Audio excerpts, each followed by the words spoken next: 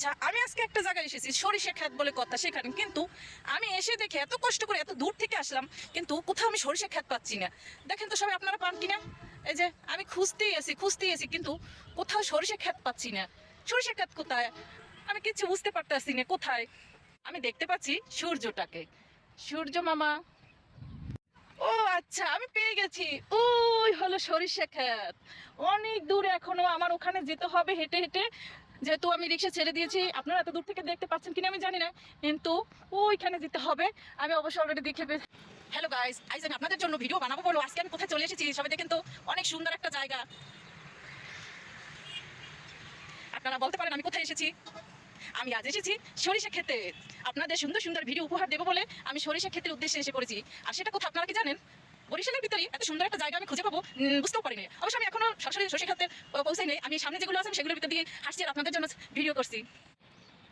অনেক সুন্দর একটা জায়গা, জায়গাটা খুব ভালো লাগছে আমার। আমি জানি না আপনাদের কেমন লাগবে।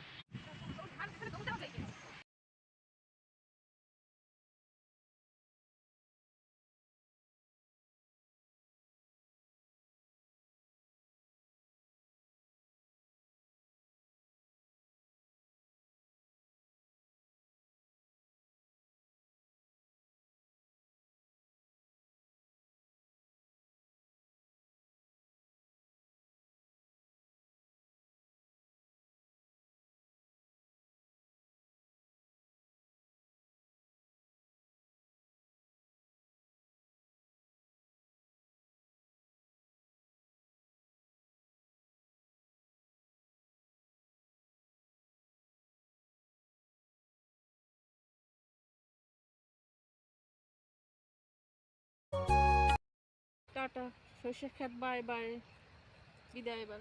গাইস, এটা বরিশালের কোন জায়গায় সেটা আপনাদের আমি লোকেশনটা পরেই তো গাইস, লোকেশনটা হলো কাশীপুর হাই স্কুলের সামনে সেনাপল্লী। আজকের ভিডিওটা কেমন লাগলো কমেন্ট করে জানাতে ভুলবেন না। যদি ভালো লেগে থাকে লাইক ও কমেন্ট শেয়ার করে পাশে থাকবেন। আল্লাহ হাফেজ।